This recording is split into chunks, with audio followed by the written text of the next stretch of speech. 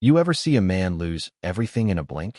I'm talking about a guy who once stood at the very top, suit pressed, shoes shining, deals closed with a handshake so confident people would bet their house on it. Then, overnight, he's that guy sleeping in a busted old car on the wrong side of town, with folks muttering his name like it's some kind of warning. That's Marcus Ellison, yeah. Happened. He had it all, sure. You could see his name in gold letters on the tower downtown, the kind of office where the windows wrap around and make you feel like you own the skyline. People lined up to hear him speak. Reporters camped outside hoping for a quote. Marcus Ellison, the black mogul who turned nothing into an empire. Even at home, he had a mansion up on the hill.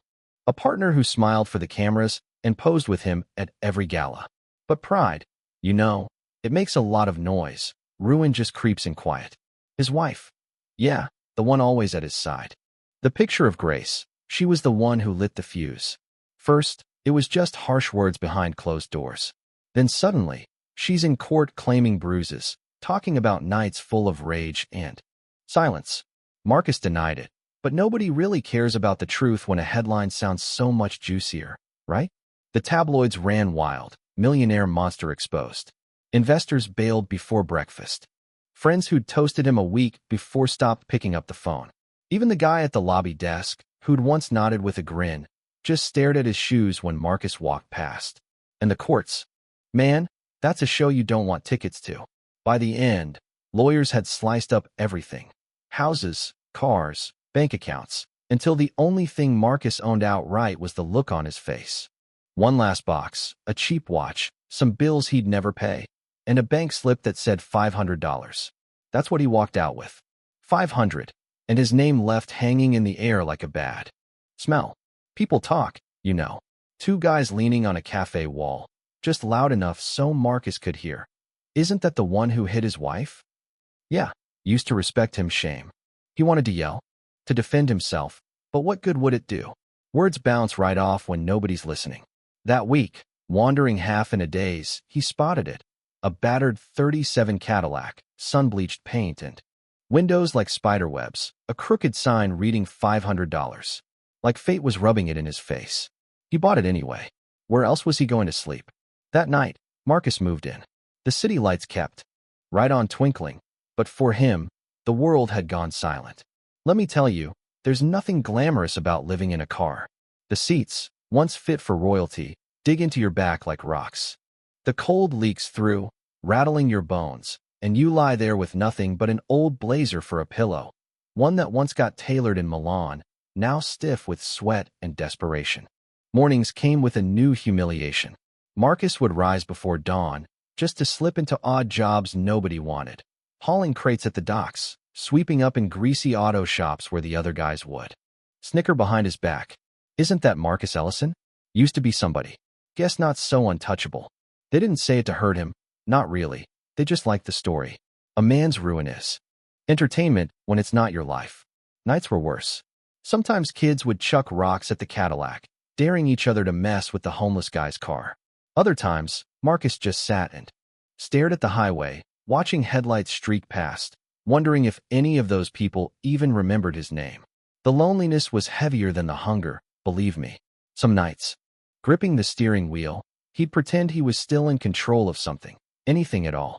And deep down, even as shame chewed at his insides, something kept flickering. Not hope exactly, just a stubborn refusal to be done. You're not finished, it whispered, even as survival became the only thing that mattered. Then came the night he hit rock bottom for real. Across the street, his ex-wife's face smiled out from a TV in a store window, headline reading, "Empowered After Abuse, Her Story of Triumph." Marcus turned away, chest burning, but he kept silent. Rock bottom isn't a place. It's a silence so loud you can barely breathe. That's where Marcus Ellison was living now. But, life's weird. On a gray, rainy afternoon, back from another day breaking his back for spare change, Marcus dropped into the Cadillac, too tired to even close the door. There was this hard lump in the seat, had been digging into him for weeks.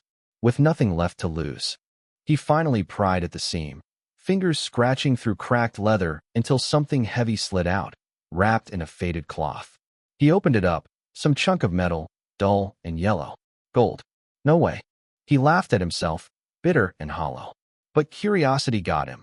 So the next morning, he took it to a pawn shop run by an old guy with sharper eyes than most. The man scraped it, tested it, then looked up, dead serious. Son, this is gold. Pure.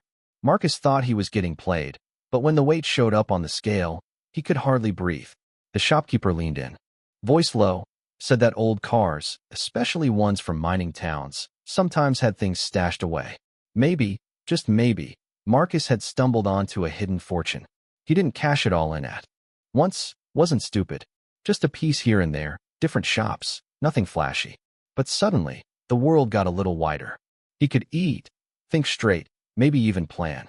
First, he bought a rundown repair shop on the edge of town. Nothing fancy, peeling paint and leaky roof. But Marcus saw what others missed. He poured everything into fixing it up, scrubbing, patching, wrenching late into the night. Some folks recognized him, whispered behind their hands. Isn't that Marcus Ellison? Couldn't be, he's finished. But when a lady's car fired up after months of trouble, people started to come back. Not out of pity, out of respect. He built it up slow, one honest job at a time. Every handshake real, every deal small but solid. He took on a few logistics contracts, moving goods across town. Nothing glamorous. But each step was a brick in his new foundation. 2 years on, Marcus's name started floating through business circles again, not as a scandal, but as a comeback. Old investors circled, but he remembered who had run when he was down. Meanwhile, the truth about his ex-wife started leaking out. Court records, old friends flipping, evidence faked, bruises painted on. She lost her sponsors, headlines shifted. But Marcus didn't chase it. He had nothing to prove to them. He focused on restoring that Cadillac. New chrome, fresh leather, every detail perfect. The car that sheltered him when he was broken now gleamed like a monument to survival. The night of the big gala. Oh, you better believe he rolled up in that '37 Cadillac, polished so bright it pulled every eye in the place. Cameras flashed, whispers swirled. He stepped out in a suit sharp enough to cut glass, looking like a man reborn. Even his ex-wife, standing across the room in silk and desperation, couldn't meet his eyes for long. Her empire was crumbling, truth finally catching up. Marcus didn't gloat. He didn't need to. He just lifted his glass in a quiet salute. Truth always wins in the end. By the close of the night, people wanted his attention, his handshake, his partnership. But he kept his feet on the ground, knowing his real victory wasn't money or revenge, it was surviving the storm and building something real, brick by brick. Driving home through the city lights, engine humming, Marcus glanced over at the old Cadillac's dashboard. That car hadn't just carried him through the darkest nights. It had held the secret to his second chance, hidden under the seat like hope itself. You think you're buried sometimes, but all it takes is a little digging to find out you were just planted, ready to rise. So, what about you? If the world turned on you overnight, would you give up or keep digging? Let me know what you think in the comments. And don't forget, subscribe for more stories of redemption, downfall, and what it really means to come back swinging.